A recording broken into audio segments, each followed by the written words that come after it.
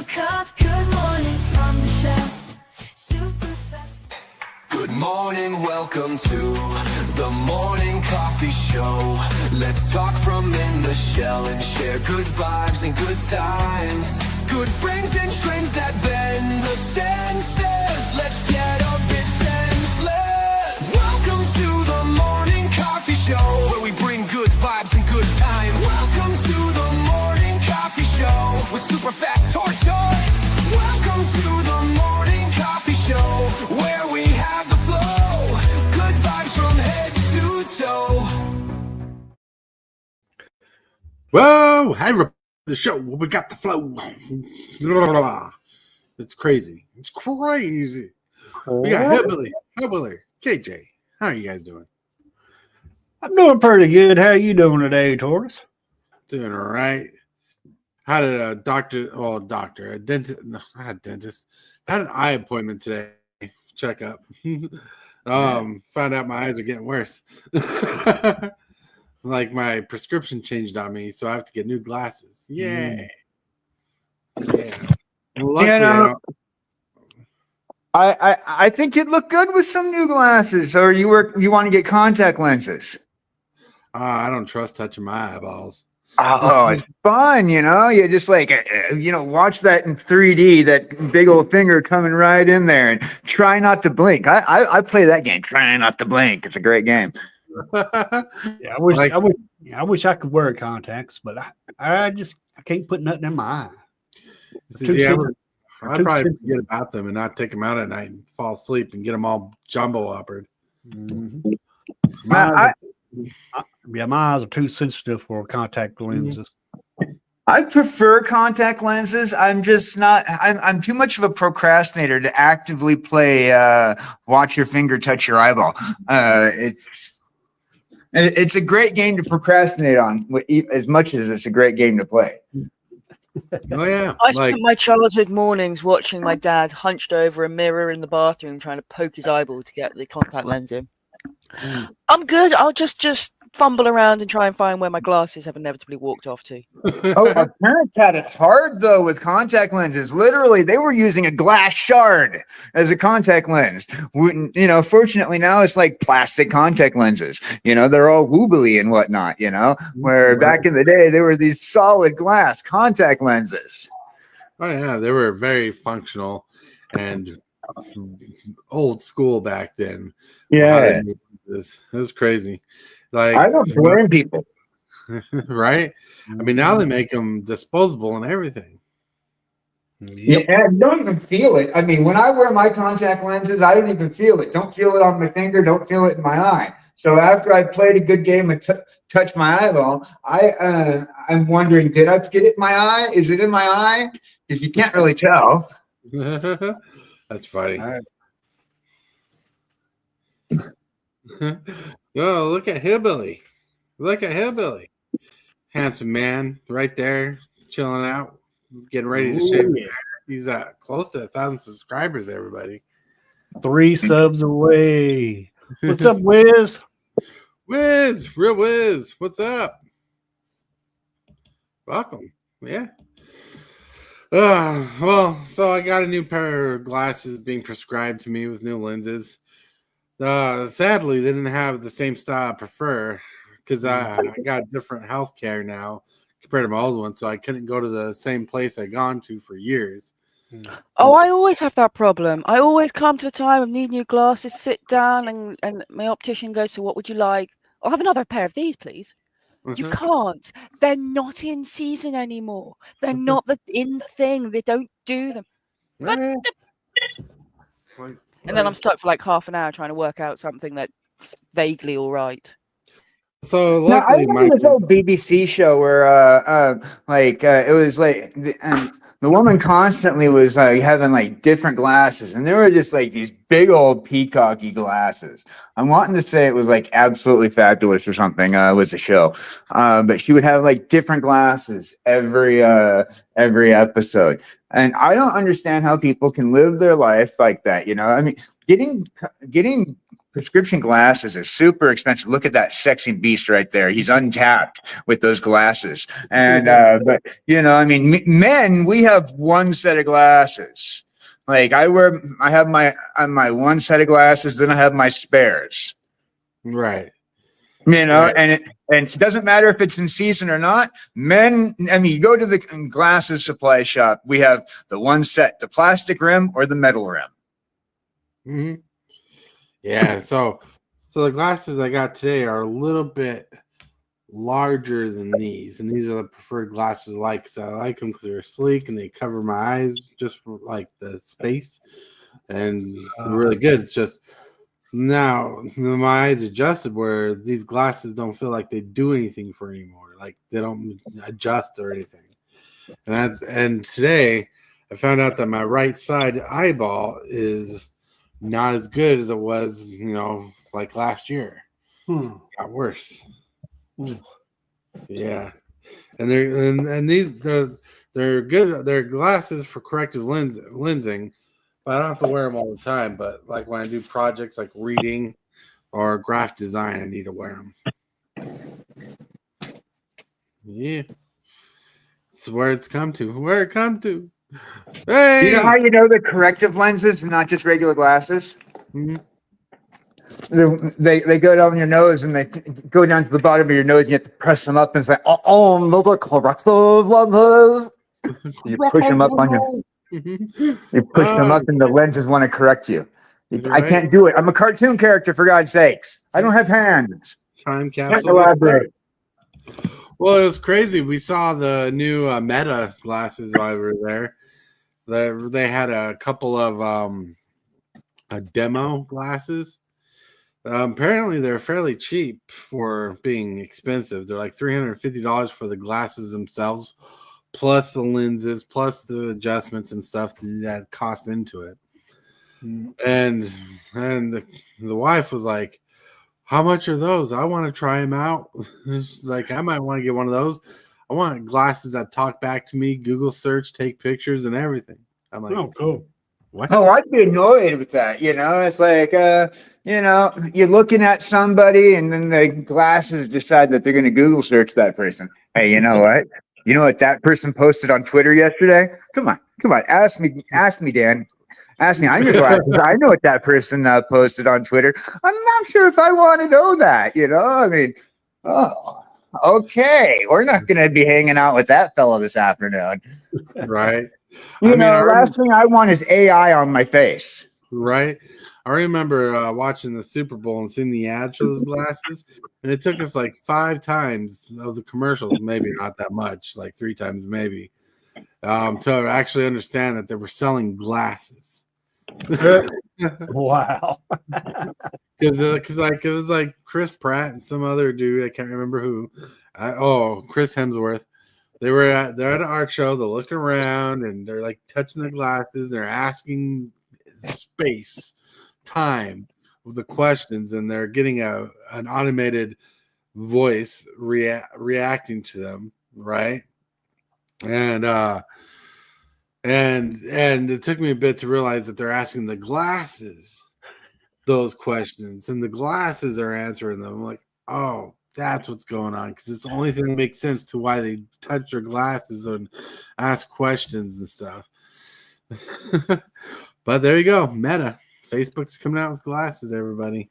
Wow. That reminded me when I was there, when Google made their lens glasses, the Google Lens or whatever it was called, where they had like the little bar on the side and it's supposed to read everything, and up in the top here, you're supposed to get information to look at when you were online.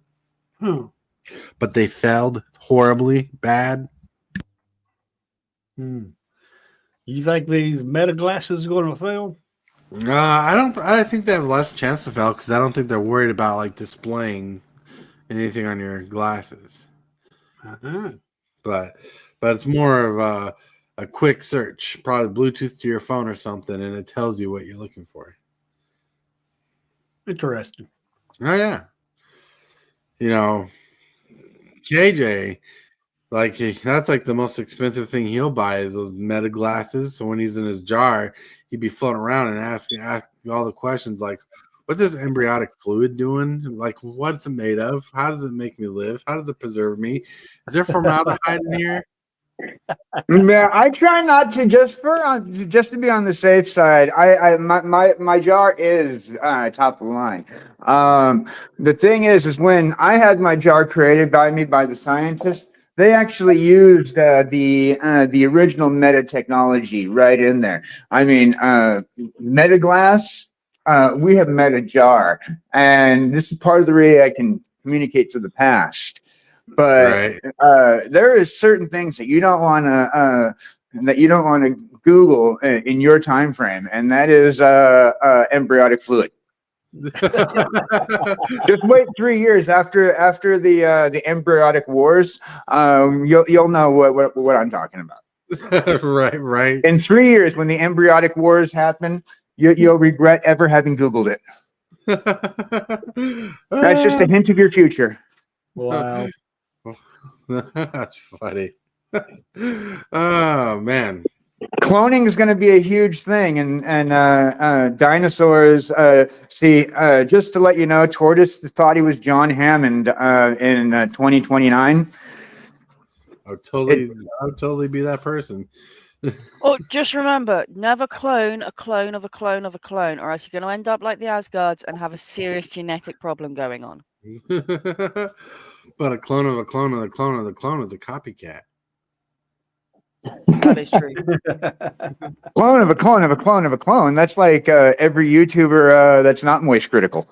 Right? It's just whatever it is. It's whatever it is. But still, thinking of technology, I was just thinking, how cool would it be? Because, like, when you watch the original Iron Man movie and anything with Iron Man in it in the first universe of Marvel, and how when they showed his face in the mask of Iron Man, they show like all the screen pops up, like all around his face as what he's looking at with the things on the side and everything, like telling him all the stuff he needs to know to function in the suit. Like in the future, maybe kjcowboydan will get a jar where it has all that stuff that moves around, like he's looking at computer stuff, all that fancy jargon on the sides with little things moving in front of him, like, comment, subscribe, or follow me on Twitch, just like Iron Man's mask, but in a jar. Mm-hmm. That'd be cool. Yeah. Well, Cream is done. It's from what I understand, Cream is done with my my new avatar. I'm waiting on getting the right camera. Right.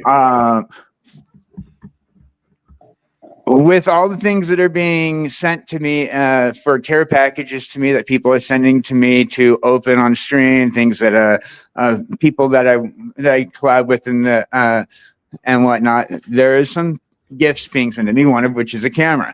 So I'm gonna have soon I'm gonna be one step closer to running the new avatar and doing a few things that cameras are needed for. Right. And that new avatar will be the 2D avatar. But when I go for a 2.5 to 3D, because it's 3D avatar, I'll be able to do more stuff, like actually have like a more interactive jar. Oh yeah, that'd be cool. And hello, Backwoods Collector. Thank you for stopping by. You rock. You're planting those trees so we don't have to. Backwoods. All right. We're at that point, that time. I'm looking at the freckle on my wrist here. Look, it's moved over here. Yep, it's that time. That time where we gotta go and hit this bumper.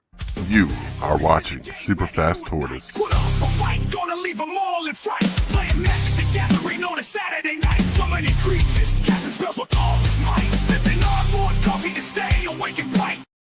Right. Like, comment, and subscribe, y'all, if you're enjoying the show and the random conversation we had. But we need to get back on track, and on the track, we're heading a certain direction that needs to get through a certain segment of the day. And that certain segment is only brought to us by MTG Hillbilly. That's right. All righty. I guess we can go ahead and go to the card of the day. Card of the day. Whoa, whoa, whoa. Look at that. I brought a classic card that's still good today. Still good today. Still functional. Like, if you're not running the scenario deck, you might want to reconsider it, because out of all 3 abilities that you get to choose from on this card, there are 2 of them are most relevant, but they're so good. Naya Charm costs red, green, and white, and it's instant, and you get to choose 1 of 3 abilities. The first ability is Naya Charm deals 3 damage to target creature, which can be meh, but it can be really good.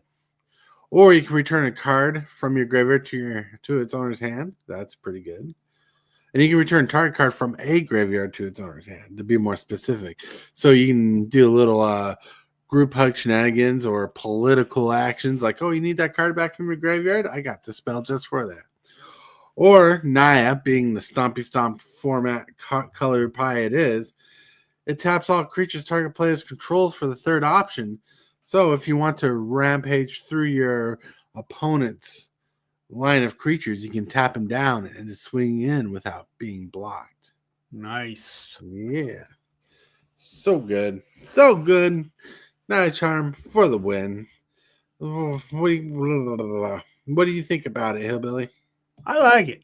Yeah. I like it so much that I hate it. You hate it. You hate it. Just because of that last ability on this card, tap all creatures. Mm-hmm. Right, tap all creatures target player controls. It's pretty powerful. This used to be a standard all-star in the deck that I ran in. No, it wasn't in the all-star deck at the time, which was Jund Cascade, Liliana, and discarding hands sizes were in the format. This was like the top second, like tapping on your opponent's creature deck and swing in. Very mid-rangey. But this is really good in Commander. It is solid in Commander. Do it. Play it. Be awesome with it. Oh, I remember the charm cycle from back then. And Naya Charm, Bat Charm were the best 2 charms. Esper Charm was pretty decent too.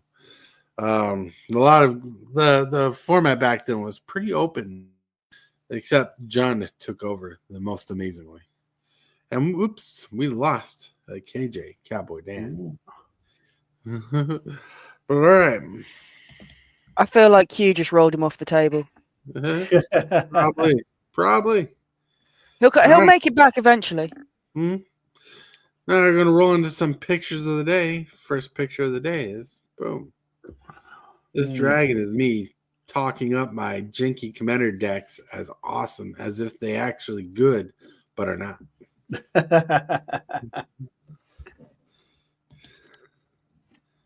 Ooh, there you go. KJ, welcome back. Then, yeah, this is an AI generated picture. All of these are AI generated. I tried coming up with some fun stuff with them. The next picture, though, this is me harnessing my morning coffee. Magic in the morning. That's cool. It is cool. I tried making it a fun thing. It was hard. The trainer was not working my favorable ways, but because I was trying to make the dragon look more like a spirit, and that's as much as it came out to be, looking like a costume piece. Well, the man looks like he's got dragon hair, I guess you could call it. Yeah, maybe that's the wig you should send me, Hillbilly. You'll need it, but not, you're getting close to it, so you're going to need it since you're at 920. Right.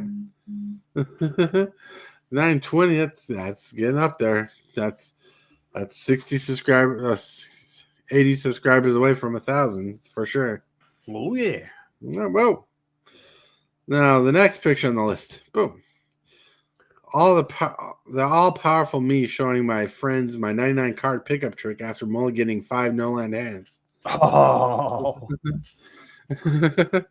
I've been there before, dag blanket. Right. Yeah, you mulligan, like you get so mad you throw your deck on the floor. You're like, look, now I got to pick up 99 cards. It was hard. Trust me, I tried making it look like he was throwing the deck, but the AI generation was not making him throw the deck. I even started the Ninja Turtle, to be honest. Wow. So I don't know if you know this, but I too have some superpowers. I can see in the future and grab stuff from the future. And I found a picture of KJ when he was very young in the future. Is KJ here? Yeah. Sorry, having a lot. My storm is pretty bad over here. I'm not sure if you guys are getting this storm, but there's a lot of thunder and lightning. Yes.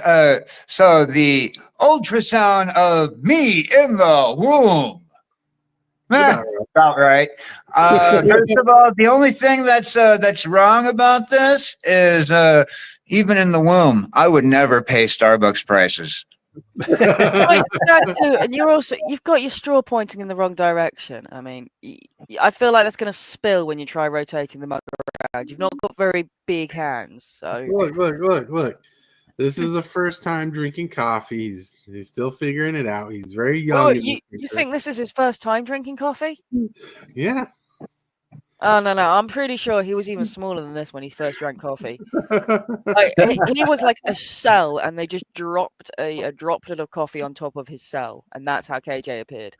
You know, the straw is the disturbing part of this picture, though. It's not the direction of the straw, by the way. It's what kind of monster puts a straw in coffee?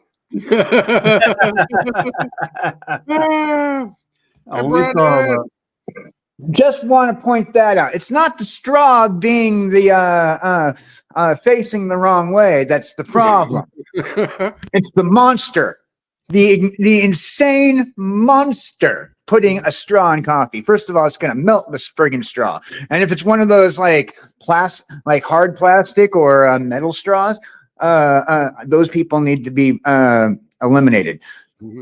Well, Reusable straws. Maybe it's something like Frappuccino, that cold coffee. All right, Hans. Hey, how's it going? What's up? MTG Obsession. What's up, everybody? Hans, that coffee's half the body's weight. If I need that to that scale, right? All right, but yeah, like you know how hard it was. Like I was trying to get an ultrasound picture. Like I don't know if ultrasounds are this clear, but I was trying to make an ultrasound picture of a baby holding a cup of coffee to be funny because I've seen that kind of meme before, but I was trying to make it look more seamless without the photoshopping of it. And this is the best I could, even though the baby has 5 fingers on the other hand, 5 fingers without the ability to see the thumb. Wow. But yeah, but this is KJ in the future.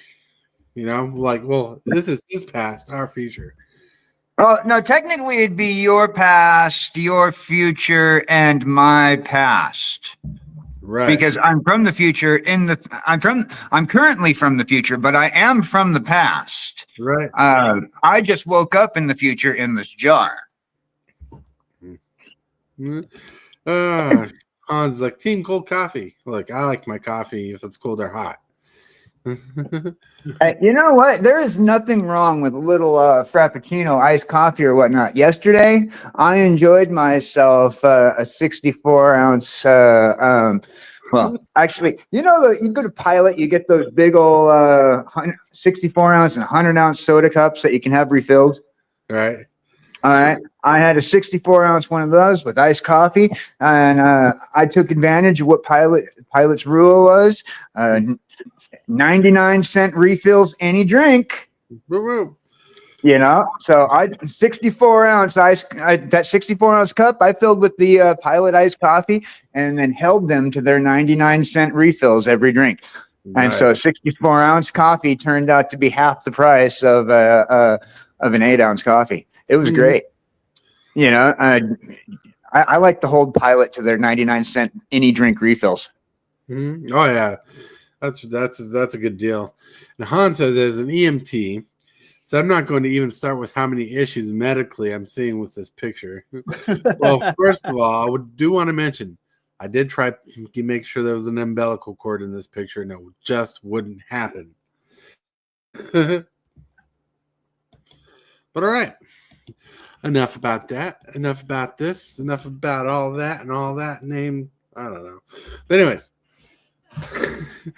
if you have a picture you want to share with the show and you're part of Discord, there's a segment in the show or in Discord where you can share pictures for the show. You can get a shout out. You can participate even further with the show in that realm, or you can just become a member of the channel. I mean, heck, that's a way you can support the show. But you can support the show for free by adding pictures to the pictures of the day. You know, you already hit that subscribe button. If you haven't hit that subscribe button, what are you doing? It's down there. Click it. Become part of the show. That's free too.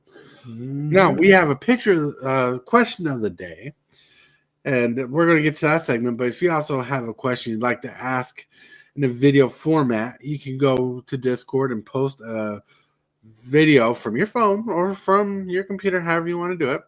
We'll create a question of the day to share with everybody else, and we'll answer it on the show. Now, I tiredly made a question of the day today, so let's get to that. Presented by Discord, we have the question of the day. Woo-woo! Question of the day coming right up. Super Fast Tortoise here with the question of the day. The question of the day is, what brings you deeper into Magic? What is one aspect of Magic the Gathering that you love the most, that you want to express the most when playing Magic or collecting Magic? What is the one thing that brings you in the game the most? Let's go. Well, what I like about Magic basically is the most thing I like about Magic, I would have to say, is in the name, which is gathering. Love the gathering. Love meeting new people, making new friends, and I also get that out of streaming Magic. Also, I mean, it goes more than one way because I become friends with other people, such as other streamers, other channel members, and subscribers.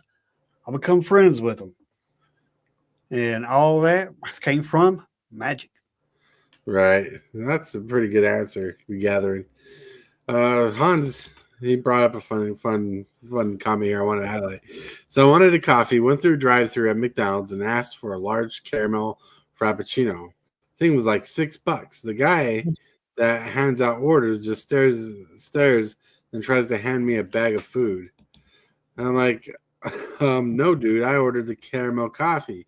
He replies, wait, really? He says, yeah, I paid $6 MF for it. Mm-hmm. He says, dude just couldn't figure out why the guy in a lifted truck wanted a frappuccino. That's funny. But anyways, that's a good answer. The gathering and people you hang out with is a good part of the gathering. I think that's a lot of brings us here because the two of us here really play, and one of us is a collector of things, and the other one has memories of playing the things. I think a good what draws me into Magic is the interactions we get to have with the game, the things we've grown up with. Like kids today don't realize how lucky we were when content creators started making content for Magic the Gathering, deck techs, and things like that, deck building tips, things that we loved growing up in the Magic community. Excuse me. You know, we'd socialize with our friends, but we wouldn't always ask our friends for deck building advice, or our friends were just as bad as even kill as us about Magic the Gathering deck. We'd search for other people. And on YouTube, we had people back in the day who no longer create content, who were creating amazing content for us that helped us better learn to deck build and play Magic differently. Mm-hmm. That's funny. Hans says, I was more upset about the food he tried to hand me. I don't eat fast food. Laugh out loud. That's right. That's funny.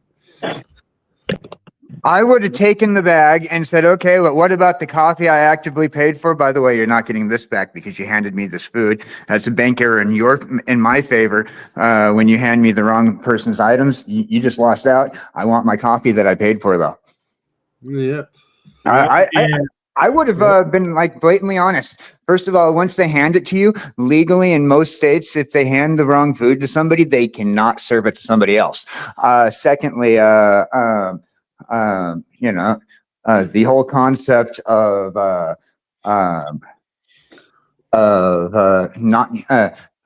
judging me because of what I'm going to have as a beverage based off of my vehicle. You don't know me. For all you know, I could probably be a cartoon head in a jar on the side on YouTube. You don't know me. You don't know what I'm about. I mean, give me my coffee and you just lost out on a bag of breakfast burritos or whatever. I don't know, McDonald's else. Yeah. Not only that, if you see a homeless person, you could always give them the food if you don't want the food. But make sure you get your coffee, though. I'll do that. Yeah, make sure you get the coffee. The coffee's the important part. Yep. Yeah, coffee's the most important part. So, Hellwheeler. Yes. Sorry, I just had the cats causing chaos. Yeah, cats cause chaos all the time. Yep. Yeah, demolishing the house. It's the usual. So I'm going to tweak the question for you, right? Tweak it around because I know you don't play Magic. You used to play Magic. But I know Magic is the main theme of the show most times. What about the show keeps you interacting with us that you love coming back to? Yes, the community more. It's not even with locale. It's not the game that brings me back. It's the community and the friendships that you make and the time that you spend chilling. That's right. Love chilling. And KJ. Well, it's not about what the game is bringing me, and it is partly the community. Little fact, because of the community I've established through this game, I have a few things coming up, some of which a few people already know about. One of which is going to be occupying my time in roughly about 2 months. And I have a few ideas about what the community would like to see from me because of what they've been telling me that they'd like in the lines of collabs. There are a couple people that I've been trying to figure out timeframes to collaborate with. As everybody knows, because of the Magic community, I've been Jesse and myself, Sal and Ella, have been putting together a concept for a D&D night. For those people who want to get involved in that, please contact on the Discord. And then a few other things that I'm working on that's with the community here, that's from the Magic community mostly. When it comes down to like what I've picked up and what I want to see from the Magic community and what I'm going to be doing, it's big, and the community is opening up a lot of things. I have a couple of things that I'm going to be doing with Jesse and a few other people in the community that's going to be pretty big. And one of which I'm going to be behind the scenes on in a production aspect. Cool. Nice. And really looking forward to it. I really don't want to say too much because I don't want to spoil anything good because, I mean, we got some good stuff. Well, that's good. That's what this guy said on the street the other day before the cops arrested him. Not everybody can sell winning lottery numbers without giving it away. right. He said this guy. I was walking down the street and this guy's like, "Hey, dude, you want some of this? I got good stuff." And all of a sudden, he got arrested. Well, I mean, the way you did it last week when you came up to me and hey, do you want to buy a Magic card? I got a Mana Crypt right here. A whole trench coat full of Mana Crypt. It was very awkward. Not even one soul ring. One soul ring. If it was actually something that was something I liked, edible, I would have kept it. Mhm. Nice.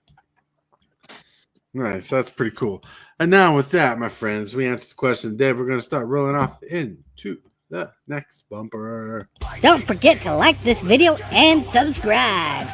Moves, the stretchies, and the flares. Super fast tortoise is running the show. The crowd goes wild wherever he goes. Shell shock, go the tortoise way. That's right. Oh man, I'm sorry. I'm still not 100% in the brain because I woke up early this morning. I'm not a morning person, everybody. I don't know if you know this. I might have a morning show, but it starts at 11 a.m. my time because I wake up at 9 in the morning. Anytime before that, I am not in existence mentally. Anyways, let's get to the topic of the day. The top topic of the day. I got some monologue. This is how do we get more out of Magic the Gathering? How do we get more out of Magic the Gathering? We play the game that we love the most. As consumers of YouTube and social media, looking to get the most out of our game, looking into deck techs, how to build tutorials, templates for building decks in general, etc. We build a life in the hobby we love. Now, we go from casual players to diehard fans in no time. We envelop a relationship with the game because we love to play the game.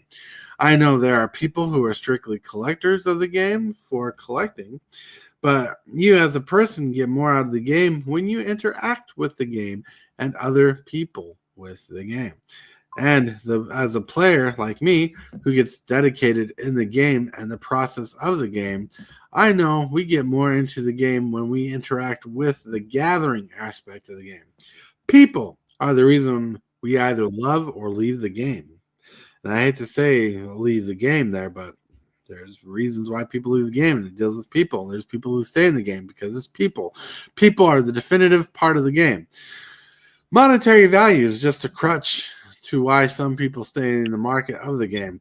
Sure, we get to express the cool money cards we own, but it is the interaction of playing the game that builds the love of the game we have the most. Now, out of everything I discussed, let's dive into this a little bit more. tcgdude. Well, what I get, how do I get more from Magic? Mhm. Well, I get something more from Magic every time I play. Which it's new deck experiences, new knowledge on how card works, new combos with the cards. Not to mention new friends that I get to make when I play Paper Magic, which is Commander, because I don't play any other Paper Magic. But I get all of that out of Magic.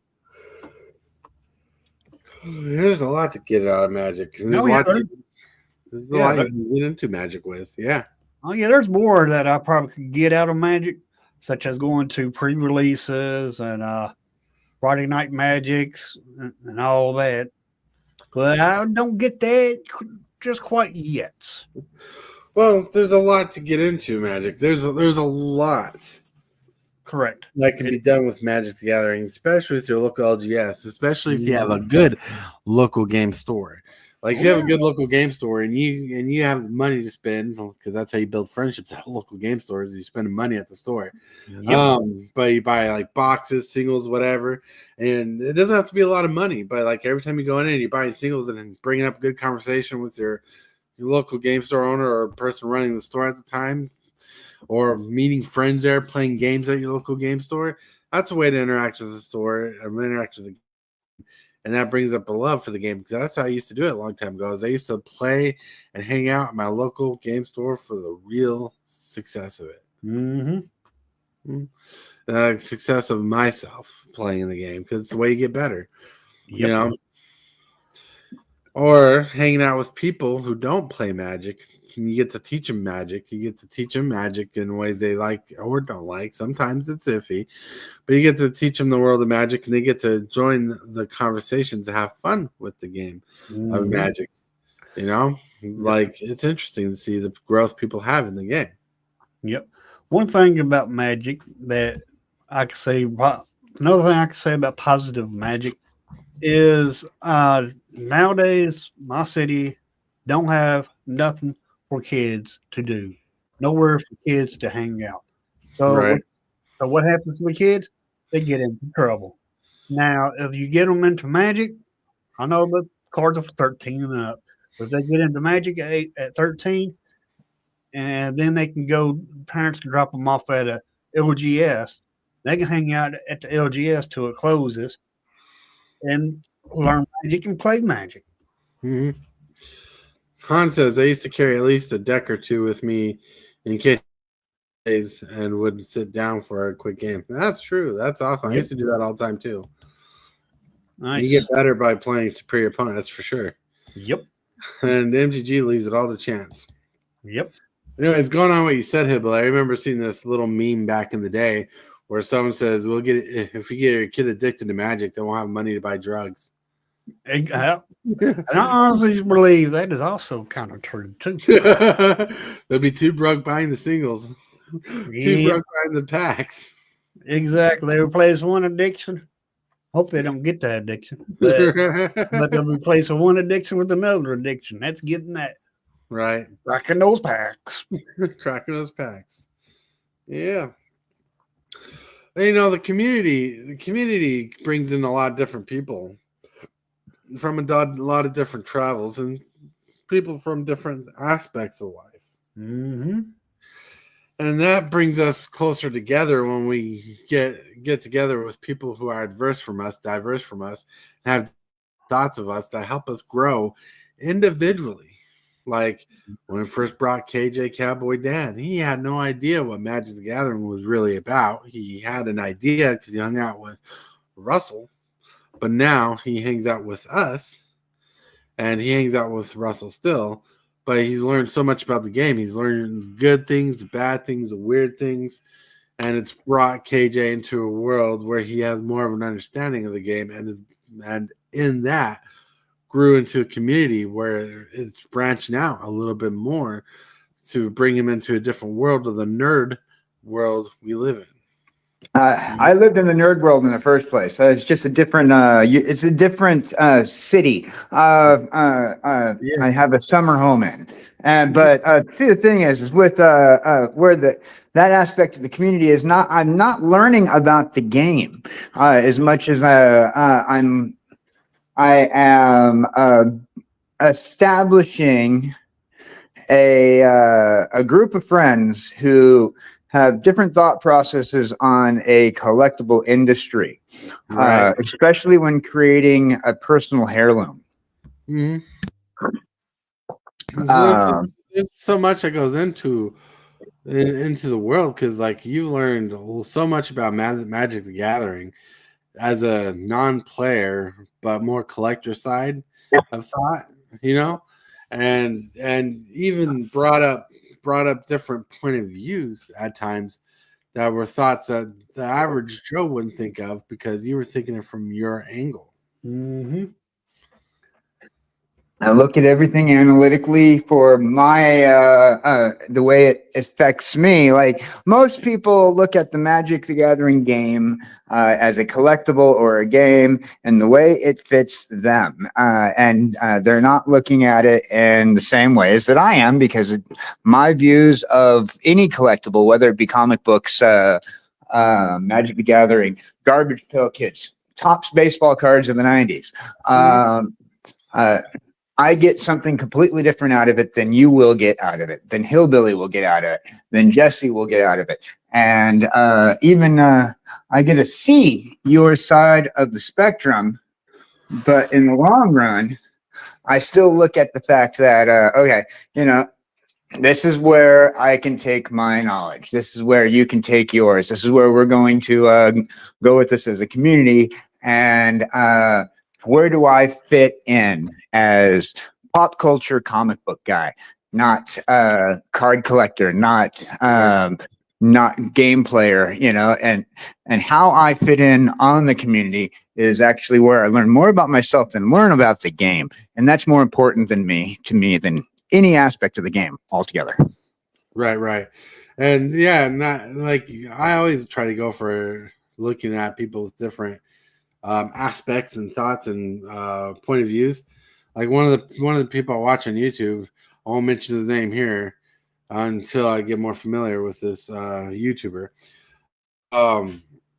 They look at Magic's Gathering now as a trading card game, but like as a collectible card game from the business side of things, right? They don't look at it like flip. It's not a channel that looks at flipping singles. They worked in the industry and know how the cards are made and what kind of things they look at, and they talk about why they make certain rarities and different cards in different formats. And it's interesting to see how people, or this person particularly, looks at a card and says, well, this is this kind of card. This is the target audience that they kind of go for in this slot. This is what they want you for. This is the chase card type thing. This is what they want you to go for. And then he breaks down the mentally. It's actually pretty crazy. And that's one of the things I've been looking into lately is how people look at Magic from different angles. Interesting. What is it?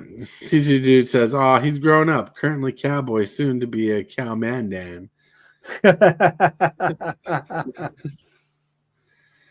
Because like what started me on the trend of looking at people who look at the card game differently is I started watching this guy named Valiverse, which I've talked about before. He started a channel about collecting cards. Pokemon cards, baseball cards, sports cards mainly sports cards.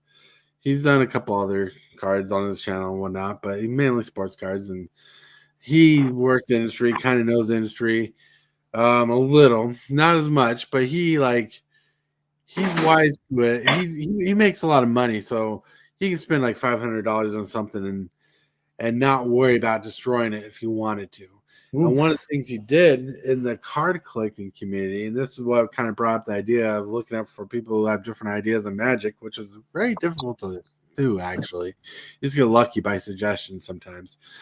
Like, how you get those football cards with the jersey pieces inside of them?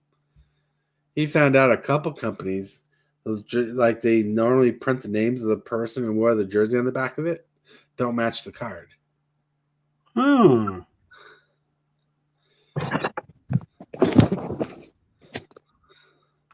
Interesting. Yeah, so like he tore apart some jerseys. Now, some of the cards matched, some of the cards didn't. So there was no quality control on whose jersey was in all the cards. Like you got like say Sam Young, example name, Sam Young, and he said part of his jersey. And he opened the jersey and it said James Walters, or just another name. James Walters in there. He's like, this is not the same person. There was also another similar thing with the jerseys a few years back that was an issue, and that was that some of these companies that were printing baseball cards with the jersey built into the card, they had some of the ones that are embossed into the cards, and then they had some of the jerseys that were like legitimate stiffened piece of the jersey, the shape of a card, and it would turns out like they were just getting jersey material that was the exact right colors, and then they were saying that they were pieces of the jerseys. There was a whole big old conspiracy saying that they were putting these little strips of jersey, but as many that they printed out, there wasn't as many donated jerseys to the card company that were actively in use jerseys. They were just jerseys that had been printed and held by the sports player, not in-game jerseys that they were taking apart. And there was a big old issue with that because people were worried about because in-game use balls, in-game use jerseys, in-game use mitts, if they're donated, they're usually donated to a museum for prosperity reasons for a win. and or they're donated to the player or somebody on the team as a memorable piece of that particular game. And so like there was a big old conspiracy where these pieces of jersey that were being put out with the cards, they weren't even the real jerseys in the first place. It was just jersey fabric that was touched by the ball player, not even worn. And that was a big conspiracy a few years back. Oh yeah, yeah. And it turned out to be true. And then it turned out to be true, and it wasn't conspiracy anymore. And I think it was like, I don't remember if it was Upper Deck or it was Starting Lineup who was doing it. But I think no, it was like Upper Deck or Starting Lineup. One of the ones that specialized in doing the physical on top of the cards as well. Right. And I think it was Starting Lineup. But it was a big old issue with that whole situation. That I believe. Han says stuff on like random year winter merchandise, not even actual in game gear. Right. And so like so it there in a sense, the dishonesty of what they're giving out as like a special item, it's still a special item. It's still an item that is going to be limited and people aren't going to be getting. It's just how they pass it off as in-game used or it has been in the hands of this particular ball player is something that has been in contention in that part of the sports memorabilia market for a minute. All right. Anywho, on top of all that, the reason why I brought it up is because one of the things I want to talk about, wanted to highlight, was interaction with the game. Sometimes gets on an investigative level to see how much we love the game because we care about the game. Magic's Gathering, and we delve into it. And even when, like, if there's a conspiracy that pops up, we get into the investigation part of it. We dive deep into it. We actually take time to care about something, to look into it. And it's crazy what we'll do, because like the truth is, if anybody really wanted something, they'd do something about it. That's a true statement. If they really wanted it, they'd do something about it. Even if their attempt was a failure, they'd try. Right? Like if someone really wants like a dollar bill, they go look for a dollar bill. They won't just sit around and just wish they had a dollar bill. Mm-hmm. That's the kind of mentality. And the mentality I'm bringing up is like in Magic the Gathering, when we care about the game, if we want to build a deck, we want to look at a game, we'll delve into it. We want to play a game, look for people, we'll look for people to play the game. We'll go to our local card shop. We'll try to find ways. We'd actually do it. And the way we get more out of Magic the Gathering is we invest our nerd lives, our geek lives, whatever you want to call it, into the game. And we pursue it. And we pursue it through the gathering aspect of the game, but also by collecting cards to build decks. We progress to learn. And we'll build a YouTube channel out of it if we really wanted to. Yep. I agree. Very simplified and to the point, and is the reason why I agree to what you're saying. First of all, when it comes down to like what you're going to invest your time in, how you're going to invest your time in it. I remember my grandmother always said, there is one thing that you do. Don't just go out and do it willy-nilly. Right. And so like, you put your time effort into something that you're going to study. You're going to figure out how you're going to make it happen. You're going to look at the logistics. Now, when it comes down to, I want to create, like Tortoise wants to create a super fast tortoise in the shell TCG. As an example, I'm making this up, right? Yeah. He's going to go and he's going to figure out how to do it. He's going to research it. He's going to make it happen. He's going to pull his Magic the Gathering friends together and go, okay, here's what I have so far, which Tortoise has already started doing. We've seen it because we've talked about how to make a show in the first place. Now, here's what we're from there, right? He wants to continue playing Magic, and he wants to make sure that Magic is the continual basis of his thought process of watching this company change the game in ways that he likes and dislikes at the same time. He's going to try to modify those ideas towards or away from his content. And that's what you're going to do with your desire to keep following Magic, your desire to keep collecting baseball cards. Okay, do I have to research a new LGS because my local trading cards store is not selling the brand I want anymore? Or they decided that they're going to rely heavily on Aether Drift, and I don't like Aether Drift. Right. So you now you got to figure out where you're going to go. Well, my LGS is doing Aether Drift shop tournaments, so I'm not going to go there. I'm not interested in playing it. Or I'm not a Commander player, so I'd rather play Legacy or whatever your thought process is. So you're going to research what you want out of the thing. You're going to be pulling your friends aside and says, hey, you know what, where I can find a pod that does my thing, and eventually you're going to find what you're looking for. It's going to have to go down a little further, though, when it comes down to getting deeper into what you're trying to obsess about. Me, I have comic book shops are closing left and right. And I've resorted to ordering bulk lots to fill holes in my collection, and researching, okay, do I want to buy cards that I'm obsessed with, or my comic books I'm obsessed with on Whatnot? Do I want to go to eBay? Or am I just going to go to that mom and pop store I know is going out of business and say, I will give you $300 for that back room worth of stuff? You're going out of business. It's not like you need it. You know, there's different routes that you can go. Have a good one. So yeah,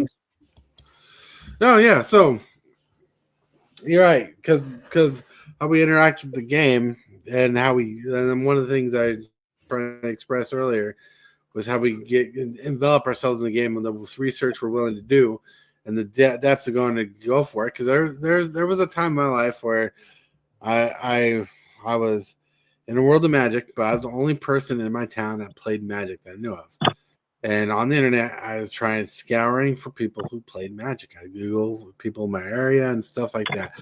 I was hardcore looking for people to play Magic the Gathering with in my area. Mm-hmm. And the one place I found was way up north where the air gets cold. Mm-hmm. And in the area I was living in, but way up north where the air gets cold and is not a walk. I was trying to figure out how to play group. And in my failed attempt, trying to get a ride up there, because the city bus didn't go up that way. Trying to get a ride up there, to play. I tried my darnest, tried to connect them to group, but luckily, I was able to find a group back in another city. I was able to take the bus in and got to play with them and got to build my hobby, because I still was in the game of Magic, still playing around with decks, still building decks in this time frame. Because if you really love the game, you will not die in your heart. And that's how it is with a lot of things in your life. Your relationship, right? Your relationship with someone else. If you really love that someone, you will not let them die in your heart. If you really love your car, you'll not let that die in your heart. I know it sounds weird, and I'm not trying to be a preacher, but what I'm saying is the more we get out of the game, the more we put into it, the more we build ourselves around it.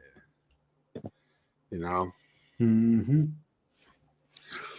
And we attract people like if you live something like live Magic the Gathering, you will attract people Magic the Gathering, or you'll attract people with the same like-mindedness, or attract people who have the same desire to be in your realm. Because like look at kjcowboydan. He didn't just come to the show because he liked Magic the Gathering. He came to the show because he saw something in what we had, and he enjoyed it. He learned from it. We learned from him. I come to the show because of people. Magic the Gathering. We started the conversation. First thing you said, first sentence was, your monologue was about the people. Yeah. Just to bring it back to your monologue here, I'm not here for the game. I will collect it. I'm very interested in it still to this day. But I am here because of the people who are into the game, who are showing me their passion about the game. as a person who's in the shares the mind that I share with myself, I'm like, okay, you know, this is a great game. I like it. I'm really interested in the game. I'm more interested in the politics around it, the people around it, the politics behind the business and the parent company and whatnot, you know, and how the people in the community are dealing with that. And being that I've met some really awesome people in this community, and I kind of want to support their thought process about the game that they like. And my being around gets me a little bit of knowledge. So every time I go, like, say, for example, I do something with you, then I go back to DJ, which I do on Thursdays, and I hang out, and I've learned from DJ. I brought something from there to here, and shared with your following that that's something that I learned well on DJs. And then I do the same thing. I learn something over here, I bring it over to a DJ show, and then I'm doing other things with other people who are outside of the Magic community. You know, a lot of VTubers play Magic the Gathering. You would not believe how many VTubers are out there. You probably have a few of them in your chat lurking right now from just the regular community who are like, yeah, I VTube, I play Magic the Gathering on the side, and D&D, you know, like a lot of my VTuber friends are interested in doing a D&D thing with me, Jesse and Salmonella. It's just, they live all around the world. So it's like, you know, you never know who shares the same interests as you do. And, or interests that touch that, you know, like say, for example, sometimes I like to ask people about Bigfoot and lizard people, you know, and nobody wants to talk about Bigfoot or lizard people. They're like, come on, you're crazy, right? But that one guy, he's like kind of hiding in the corner. What? Right. You know, there's that guy. He's probably in your chat right now. And he's like, yeah, Bigfoot, man. I don't know what you're talking about. We were talking Magic, but Bigfoot came up. Hell yeah. You know, I mean, there's that one guy who has that same interest as you in the same community, and those interests touch every interest, especially Magic the Gathering, a community that has such a large amount of people that you can just pick up anything from that aspect of collectibles, that aspect of gaming, that aspect of community, and figure out what you're going to do. I can just walk away from something I like and dislike at the same time over the smallest amount of drama, but the people are there, and the people are the reason why I just don't walk away from something that I'm learning. Mm-hmm. And thinking of Bigfoot, they still haven't caught Richie Dubs yet. For those who know, you know. But anyways, Hellwheeler, is there anything you'd like to add to this conversation? No, I think Dan managed to ramble it mostly off on his own. I just let him do his own thing. Sometimes there's no need to stop the ramblings of a Dan because it works just well. The rambling man, Dan's a rambling man. He's a rolling, rambling Dan. Rambling man. There's a song called Rambling Man about Cowboy Dan singing a song about the rambling man. That's right. But anyways, I asked so we can get to hit that subscribe button. Become a part of the crew. Too much to take, so it's lit. MTG3, are you game? Rise, creep, rise, building a following as we gain. Spitting fire like a dragon, no one can bring us down. MTG3 in the house, we own this town. Ripping through the beats with a fury. My fellow Decepticons, hit that like button for my sake. hit that like button, everybody. Oh yeah. Please, I appreciate it. It helps to support the channel more than you know. All right, and it's free to do. But anyways, it is time to get to the shill section. We're going to start shilling off the shill section with the one on wheels. We got Hey. Hi, it's Tuesday. It's Simulation Tuesday tonight. So that means I think we're going to possibly head down to the crime scene and give it a bit of cleaning tonight. See what mess has been left for us. So that will be the fun tonight. Hopefully I should be uploading a Pokemon video later. I just overslept today, so I hadn't got around to it yet. But keep an eye out on that. And yeah, Wednesday I will leave for the wonderful Head in a Jar to show off as always. Sounds good. Sounds good. Check it out. Link is in the chat. Gotta run. Go and run with kjcowboydan. Hey, howdy, hey, boys and girls. So, as Jesse said, Wednesday we have one of two already pre-planned shows of our Procrastinating Across the Oceans. And let me tell you, the Waffle Army is probably going to want to sit in on this one because their brother, Pancakes, is going to be talked about. And we are going to be, that's all I'm going to say, because it's going to get sticky. We're going to go down into the deep batter of the situation. That's right. But don't worry, we will end with a little bit of powdered sugary sweetness because we all love our pancakes. Get in on it. Get sticky with it. And also make sure that you come and visit us on Wednesday night, where we are going to be talking about pancakes. Now you know, KJ, you are obligated to go to Suno, take the song, get jiggy with it, make it about waffles, and say get sticky with it, and send it to Captain Waffles. I would absolutely do that. Right. But we're but we're going to be talking about pancakes. It's going to be fun. It is just International Pancake Day, Wednesday. I hope you make sure you have your pancakes. And Jesse has a story to tell you about the history. Shrove Tuesday today, so technically it's today, but we don't procrastinate so much on today. So we procrastinate so much that Pancake Day is moved tomorrow.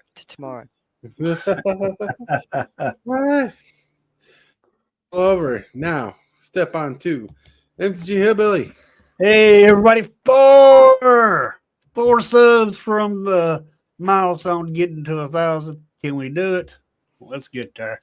I will be streaming again this afternoon, trying to climb the ladder at around 2 o'clock this afternoon. And if you enjoy Magic, and come on by and hit that like button, subscribe, and because I do 2 streams a day, let's get it done. Let's get to 1,000. Let's also help this man right here, Tortoise. Let's help him get to 1,000 also. And every little thing that you can do for any channel helps the channels out. Let's do them. It's all free. Let's do it. We got a super fast Tortoise here. Look at us chilling, acting like old middle-aged people, just chilling. But anyways, today is Tuesday. No show, no live, no nothing tonight. But later tonight, because I'm going to take a nap. Later tonight, I'm going to start reaching out to certain people for addresses on Discord so I can get my box of the mugs and stuff ready to ship for next week. So keep an eye on that. But that's the big thing I wanted to mention before I got off because, KJ, I'm going to be reaching out to you, Hillbilly, and a few others. So check it out. All right, buddy, with that, I want to remind everybody you're awesome, you're amazing, you're loved, someone's thinking about you, and if you can, make someone's day a little bit brighter because you might be the change they need today. But with that, my friends, we're going to call it a day. Have a good one. I totally want to thank you for watching today's video. I really appreciate it, 100%. Like this video as if it's your favorite kind of pizza, dude. And if you wouldn't mind, consider smashing that subscribe button and hit that bell for notifications. Every one of these things you do helps the channel out a lot. The moves, the strategies, and the flair. Super fast tortoise is running the show.